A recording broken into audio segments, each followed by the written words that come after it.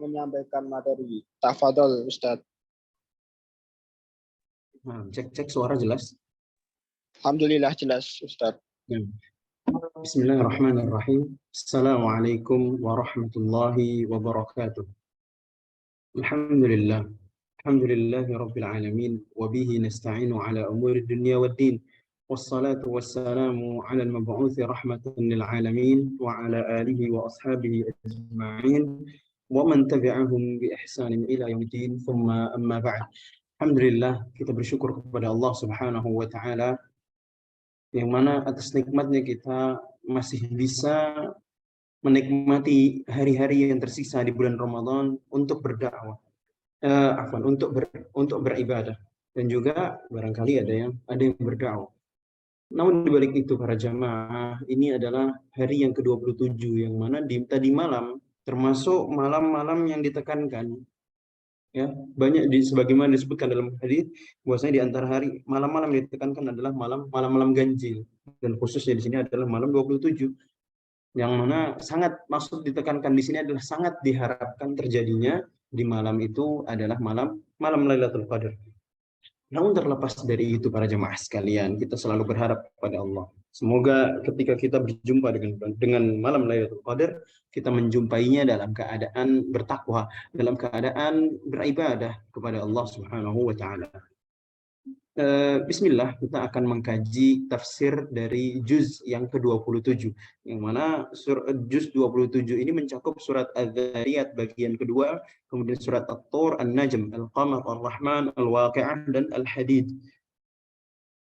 Pada bagian akhir daripada surat Az-Zariyat, Allah Subhanahu wa taala mengabarkan kepada kita tentang bagaimana para nabi dan juga rasul yang mereka itu didustakan oleh kaumnya. Yang mana dari masa ke masa, dari zaman ke zaman, pendustaannya itu selalu sama. Setiap nabi yang datang menyampaikan wahyu dari Allah Subhanahu wa taala, pasti mereka dikatakan sebagai tukang sihir, atau terkadang mereka dikatakan sebagai orang gila dan lain sebagainya. Kemudian Allah Subhanahu wa taala juga berfirman, "Wa ma khalaqtul jinna wal insa illa liya'budun." Allah Subhanahu wa taala menyebutkan tentang tujuan penciptaan manusia dan jin, itu apa? Wa ma khalaqtul jinna wal insa, dan aku yaitu Allah tidak menciptakan jin dan juga manusia melainkan tujuannya apa? Supaya kita semuanya beribadah kepada Allah Subhanahu wa taala semata, yakni satu-satunya saja. Kemudian Allah juga menyebutkan bahwasanya ibadah yang manusia lakukan, sedekah yang mereka keluarkan, sejatinya apa? Manfaatnya bukan untuk Allah. Allah Subhanahu wa taala sama sekali tidak butuh dengan salat kita.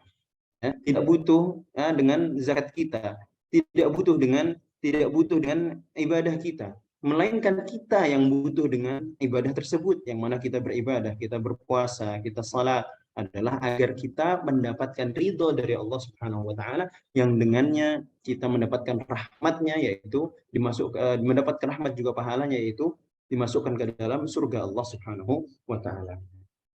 Kemudian Allah juga menyebutkan bahwasanya Allah lah sang pemberi rizki dan juga pemilik kekuatan yang optimal, yang paling sempurna. Kemudian kita masuk kepada pembahasan surat At-Tur. Surat At-Tur ini juga surat Makkiyah, berjumlah 49 ayat, yang mana isi dan pembahasannya sama dengan surat Ad-Dzariyat, yang mana Allah memulai surat At-Tur dengan cara bersumpah dengan berbagai makhluk. Wat-Tur, yaitu gunung Tur Saina, tempat Allah Subhanahu wa taala berdiskusi dengan Nabi Musa. Wa kitabim mastur, kemudian juga bersumpah dengan Al-Qur'an yang ditulis fi raqqim mansur, ya, yang ditulis di atas kertas-kertas.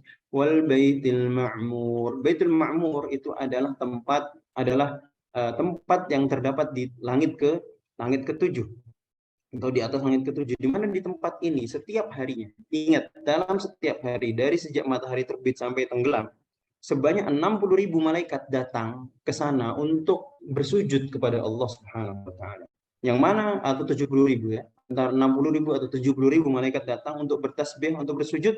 Kemudian setelah matahari terbenam, mereka keluar dan tidak akan pernah kembali lagi selamanya. Yang itu berarti 70.000 atau 60.000 atau 70.000 malaikat yang datang, ya, yang datang kepada Baitul Ma'mur, itu adalah setiap harinya adalah malaikat yang baru, ya. Kemudian langit sebagai atap juga yang ditinggikan.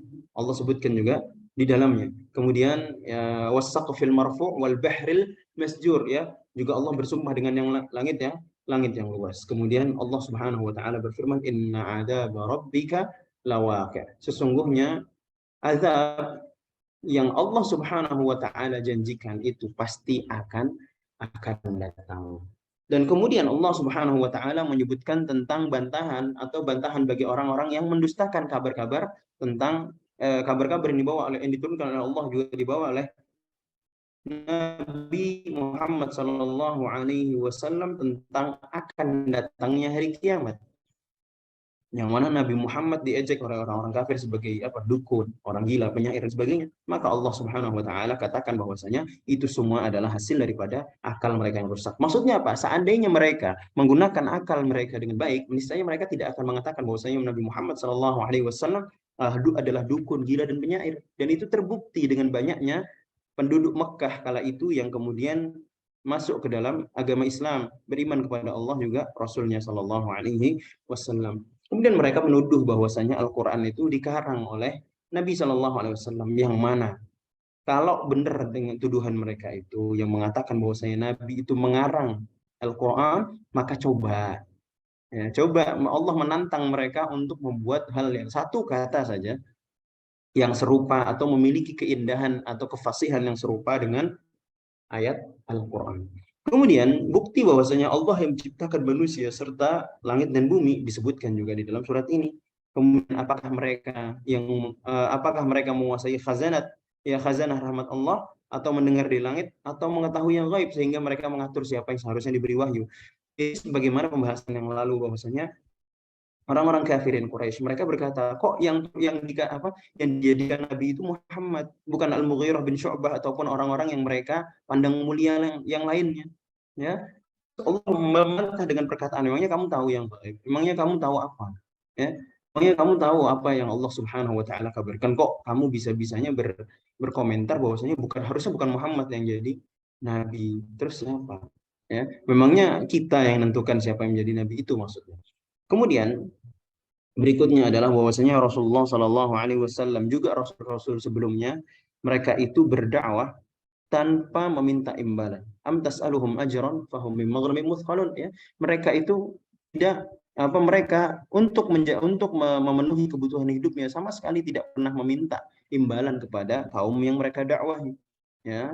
Yang mana kemudian Allah mengatakan bahwasanya tipu daya yang dilancarkan oleh orang-orang kafirin pasti akan kembali kepada mereka sendiri, ya. Wa makaru wa makarallah wallahu khairul makirin. Kalau di sini am yuriduna kaida, apakah mereka itu ingin melakukan tipu daya kepada Allah dan Rasulnya? Falladzina kafaru humul makidun, ya. Orang-orang yang kafir mereka justru akan kembali kepada mereka tipu daya yang mereka lakukan. Maka oleh karena itu, apakah ada di sana Tuhan atau zat yang berhak untuk disembah, niat yang berhak untuk disembah selain daripada Allah Subhanahu wa taala? Ini jawabannya maka adalah tidak. Kemudian berikutnya kita masuk ke dalam surat An-Najm. Yang mana surat An-Najm adalah surat Makkiyah yang berjumlah 60 ayat. Yang mana di dalam sebuah hadis riwayat Imam Muslim dijelaskan bahwasanya suatu saat Rasulullah Shallallahu Alaihi Wasallam membacakan surat An-Najm di Makkah sampai selesai. Lalu kemudian beliau melakukan sujud tilawah dan semua orang termasuk orang-orang kafir ikut sujud kecuali seorang tua. Dia hanya mengambil tanah dan mengusapkan di wajahnya itu karena dia kesulitan untuk sujud. Dan ini juga suatu mukjizat, ya, di mana Allah Subhanahu ketika Rasulullah sujud mereka ikut sujud, sampai ketika itu datang hoax atau datang kabar palsu yang mengatakan seluruh penduduk Mekah sudah masuk Islam semuanya, sehingga para sahabat yang ketika itu hijrah ke Habasyah, hijrah ke Ethiopia, mereka kembali ke Makkah. Ternyata tidak, mereka cuma ikut sujud saja karena itu dikehendaki oleh Allah Subhanahu wa taala untuk menunjukkan kekuasaannya. Habis itu mereka kufur lagi. Sehingga para sahabat tadi ditambah dengan beberapa sahabat lainnya akhirnya kembali ke Ethiopia, tempatnya Raja Najasyi. Kemudian di dalam surat ini Allah Subhanahu wa taala menjelaskan bahwasanya Al-Qur'an itu merupakan wahyu, dan bahwasanya ucapan Rasulullah Shallallahu Alaihi Wasallam itu juga wahyu dan bukan hawa nafsu. Yang mana orang-orang kafirin Quraisy menuduh bahwasanya Al-Quran itu dikarang oleh Nabi Muhammad, maka Allah membantah dengan menurunkan surat An-Najm yang indah, yang bantah bahwasanya ya wa ma yantiqu 'anil hawa, bahwasanya Rasulullah Shallallahu Alaihi Wasallam tidak berbicara dengan hawa nafsu, baik itu yang dari Al-Quran maupun dari hadis-hadisnya. In huwa illa wahyun yuha, ya yang benar itu adalah wahyu dari Allah Subhanahu wa taala. Allamahu syadidul quwa, yang diturunkan melewati wasilah Jibrilnya, malaikat yang kuat, ya, yang lagi indah, in wa illa wahyun yuha, allamahu syadidul quwa dzu mirratin fastawa wa huwa bil ufuqil a'la, dan seterusnya. Yang mana ini di sini menyebutkan tentang sifat-sifat malaikat Jibril yang kala itu menurunkan wahyu kepada Rasulullah Shallallahu Alaihi Wasallam. Di sini ada poin yang menarik, yaitu bahwasanya Rasulullah Shallallahu Alaihi Wasallam sudah pernah melihat wujud asli Jibril alaihi salatu wassalam, yang dikatakan di sini memiliki 600 sayap, ya, yang mana Jibril, ya, bahkan wajarlah ketika Rasulullah Shallallahu Alaihi Wasallam pertama kali diturunkan kepadanya wahyu, ya, diturunkan kepada beliau wahyu, beliau ketakutan melihat sosok yang mencengkram beliau, dan itu adalah malaikat Jibril alaihi salatu wassalam. Padahal setelahnya Rasulullah SAW tidak lagi takut kepada Jibril. Karena apa? Beliau sudah terbiasa dengannya. Kemudian Allah Subhanahu wa taala membantah bahwa sejatinya sesembahan mereka itu hanyalah nama dan prasangka saja. Mereka punya Tuhan. Orang-orang kafirin Quraisy, mereka punya Tuhan namanya Lat. Ya, mereka sembah itu cuma atas dasar prasangka saja. Oh, ini orang soleh, kayaknya bagus kita sembah, seperti itu, dan lain sebagainya. Tidak benar-benar bahwasanya mereka meyakini orang tersebut atau orang yang disembah tersebut memiliki hak dalam uluhiyah. Tidak. Tapi mereka itu prasangka saja. Yang itu sebagaimana dulu kita pernah sampaikan bahwasanya proyek penyesatan yang dilakukan iblis juga pasukannya itu bukanlah proyek penyesatan yang sebentar, melainkan proyek penyesatan jangka panjang. Tidak setahun, 2 tahun, 3 tahun, melainkan puluhan tahun, ratusan tahun, sehingga akhirnya manusia tersesat, kemudian mulai menyembah selain daripada Allah Subhanahu wa taala. Kemudian selanjutnya masuk kepada surat Al-Qamar. Surat Al-Qamar ini juga surat Makkiyah, ya, yang jumlah ayatnya 55. Kenapa dinamakan surat Al-Qamar? Karena diawali dengan penyebutan peristiwa terbelahnya bulan di zaman Nabi Shallallahu Alaihi Wasallam sebagai bukti kebenaran risalahnya, ya, sebagai bukti kebenaran risalahnya, juga sebagai tanda bahwasanya hari kiamat itu sudah dekat, ya. Iqtarabatis sa'ah wan syaqqa al-qamar, ya, sesungguhnya kiamat itu sudah dekat, wan syaqqa al-qamar, bahwasanya, dan juga bahwasanya bulan itu sudah terbelah, ya, karena ketika itu Rasulullah diminta untuk membelah bulan, ya, maka atas kehendak Allah jadikan bulan itu terbelah. Yang itu berarti bahwasanya salah satu tanda akan datangnya hari kiamat adalah bulan terbelah. Bahkan Rasulullah Shallallahu Alaihi Wasallam berkata, inna baini wa baina sa'ati kahatain. Ya, Rasulullah Shallallahu Alaihi Wasallam menyebutkan dalam hadis bahwasanya antara aku dan kiamat itu kahatain, seperti 2 jari. Maksudnya apa? Sangat dekat sekali. Sangat dekat sekali. Jadi tanda-tanda kiamat itu tidak mesti buruk, ya, tidak mesti buruk, nggak mesti sesuatu yang menakutkan. Bahkan wafatnya Rasulullah itu juga tanda bahwasanya kiamat sudah dekat. Jadi kalau antum misalnya melihat di tempat yang gersang seperti di Arab Saudi, di jalan antara Mekah dan Madinah, juga daerah lainnya, kemudian menjadi subur yang kita meyakini bahwasanya itu adalah tanda-tanda hari kiamat, ya sudah, itu bukan hal yang buruk, bukan hal yang menakutkan. Bisa saja. Bahkan di antara tanda kiamat yang ada di diri kita atau yang ada di sekeliling kita apa? Ketika orang-orang sudah mulai meninggalkan Al-Quran dan lebih memilih mengikuti hawa nafsu, itu juga tanda hari kiamat. Berarti apa? Kalau Al-Quran sudah benar-benar ditinggalkan, barulah akan terjadinya hari kiamat. Sehingga kita bukan memperpendek, akan tetapi kita tetap berusaha untuk panjang jaraknya, tidak, akan tetapi kita menutup kemungkinan bahwasanya kita termasuk orang-orang yang bertemu dengan hari kiamat. Padahal Rasulullah Shallallahu Alaihi Wasallam bersabda yang artinya tidak akan ada yang menemui hari kiamat kecuali syirarun nas, yaitu manusia terburuk. Kenapa kita pelajari Al-Quran? Kenapa kita tetap membaca Al-Quran dan tidak meninggalkan Al-Quran? Supaya kita tidak termasuk dalam golongan syirarun nas atau manusia yang terburuk. Begitu ya. Dan itu tadi, kalau Al-Quran sudah mulai banyak ditinggalkan, itu sudah dekat dengan hari kiamat. Dan itu keburukan. Ya, itu keburukan. Jadi tidak semua tanda hari kiamat itu buruk. Ya, tidak semua tanda hari kiamat itu buruk. Ya, meskipun kalau nanti di sana ternyata tiba-tiba matahari terbit dari barat, fenomenanya bukan buruk. Buruk itu bagi siapa? Bagi yang tidak beriman, bagi yang enggan untuk segera bertaubat. Karena ketika itu pintu taubat sudah ditutup. Di sini Allah Subhanahu wa taala menjelaskan tentang adakah yang mengambil pelajaran, yaitu Al-Qur'an telah Allah mudahkan bagi manusia. Hurufnya juga maknanya. Allah jelaskan berbagai kisah serta hikmah yang memberikan peringatan yang mudah dipahami. Namun peringatan ini tidak bermanfaat bagi kebanyakan manusia. Padahal mereka nggak perlu sibuk-sibuk, bahkan sekarang ini ya, sekarang ini kalau kita memang ya syaratnya kalau antum memang ingin benar-benar memahami Al-Qur'an, pelajari bahasa Arab. Tapi antum misalkan kesulitan belajar bahasa Arab atau antum anggap tidak punya waktu untuk belajar bahasa Arab, di sana banyak sekali seperti yang saya lakukan saat ini, yaitu proses-proses penjelasan kepada manusia tentang isi daripada Al-Quran dengan bahasa ibu atau dengan bahasa yang kita bicara dengannya. Ya. Jadi sekarang tidak ada alasan lagi bagi kita untuk tidak memahami, tidak mempelajari dan memahami Al-Quran. Ya, yang ada adalah kita tidak peduli atau acuh dengan peringatan yang Allah Subhanahu wa taala sampaikan di dalamnya. Kemudian dalam surat ini Allah mengisahkan para nabi yang berdakwah namun didustakan kaumnya. Ini juga sudah pernah kita jelaskan dari zaman dulu ya, dari awal ya. Ini sudah juz ke-27. Dari awal masih bicara tentang bagaimana dakwahnya para nabi, Nabi Nuh, ya, kaum Ad, kaum Samud, kaum Lut dan sebagainya, ya. Yang mana semuanya itu adalah kaum-kaum yang mendustakan, ya, mendustakan kabar yang dibawa oleh nabi dan rasul yang diutus kepada mereka.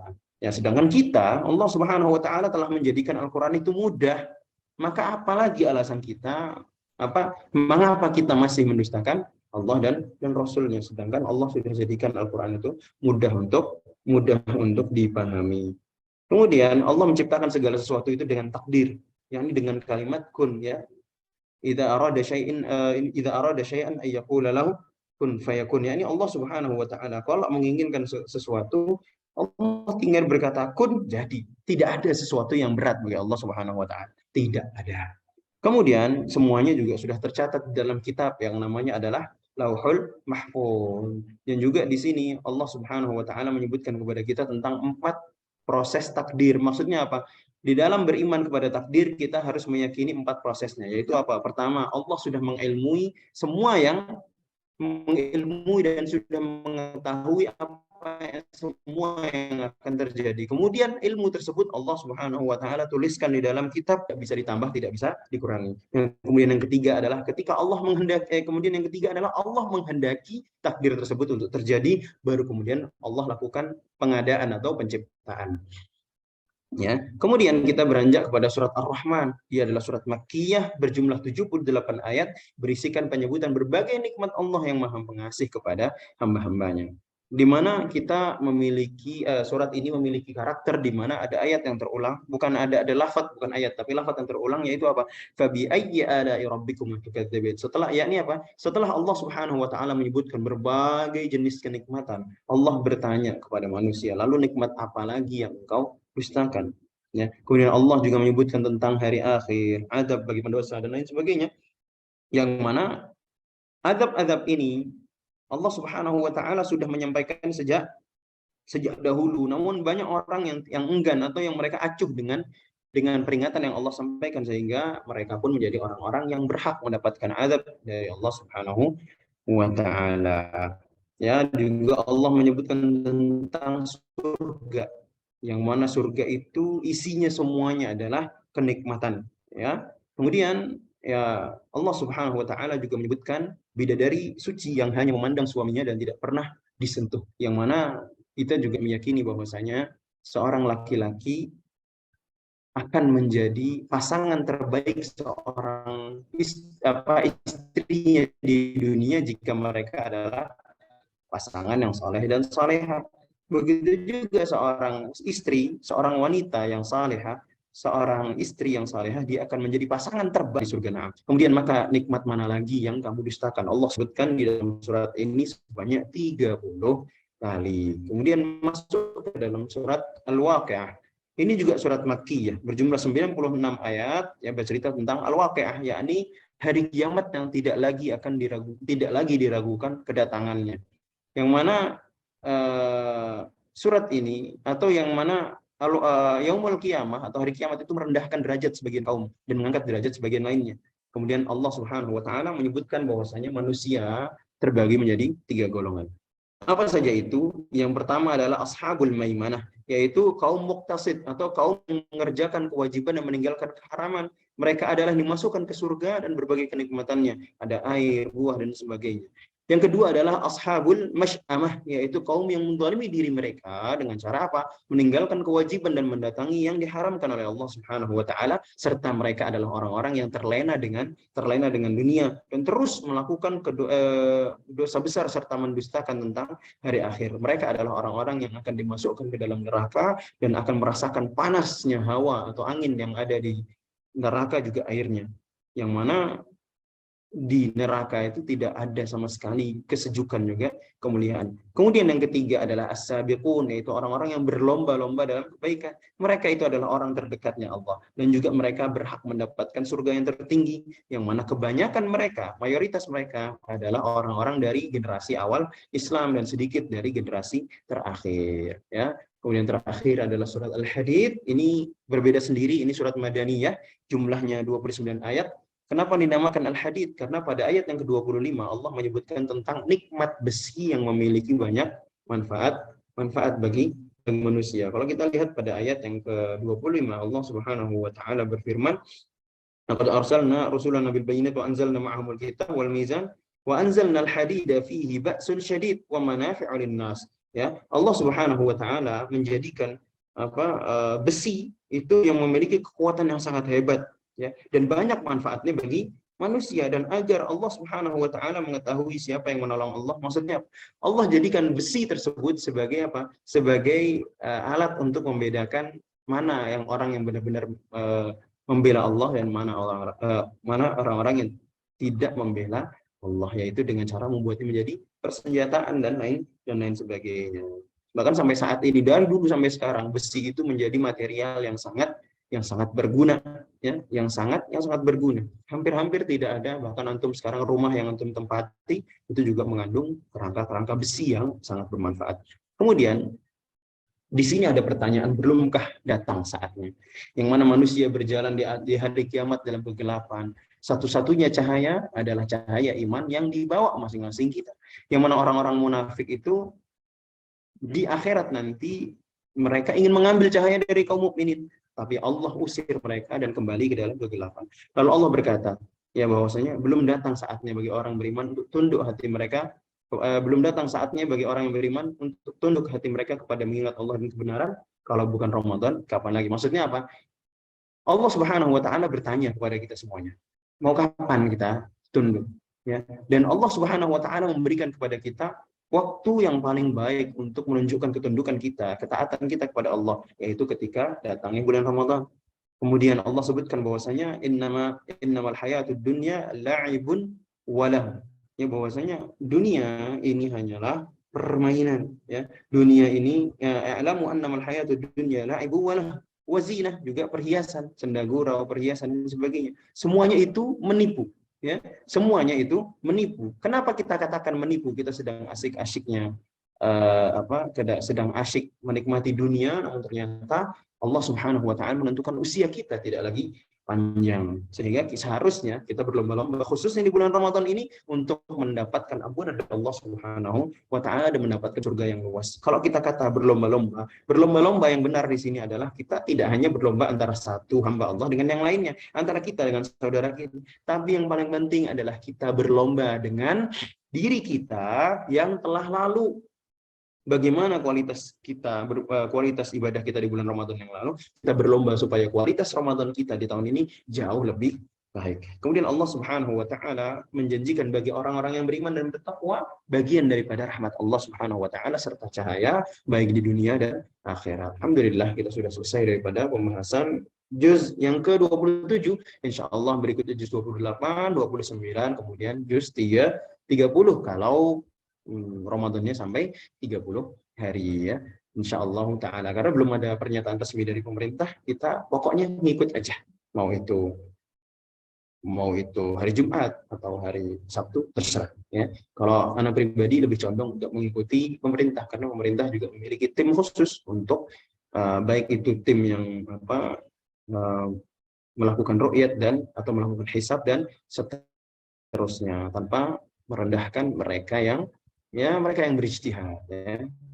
Mereka yang berijtihad. Nah, wassallallahu ala nabiyina Muhammadin wa ala alihi wa sahbihi wasallam. Kita cukupkan pembahasan tentang juz 27 sampai di sini. Insya Allah kita lanjutkan pembahasannya di esok pagi. Bismillahi ta'ala. Kami kembalikan waktu dan tempatnya kepada MC yang bertugas, siapa tadi, Mas Arif ya.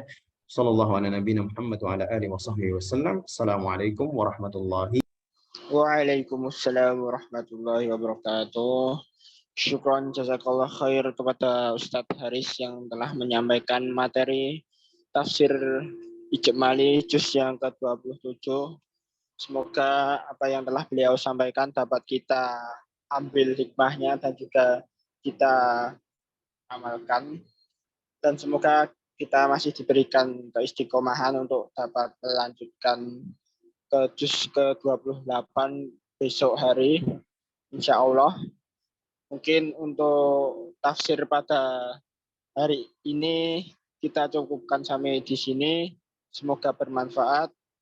Mari kita tutup dengan hamdalah dan doa kafaratul majlis. Alhamdulillahirabbil alamin. Subhanaka Allahumma wa bihamdika asyhadu an la ilaha illa anta astaghfiruka wa atubu ilaik. Cukup sekian. Wassalamualaikum warahmatullahi wabarakatuh. Waalaikumsalam warahmatullahi wabarakatuh.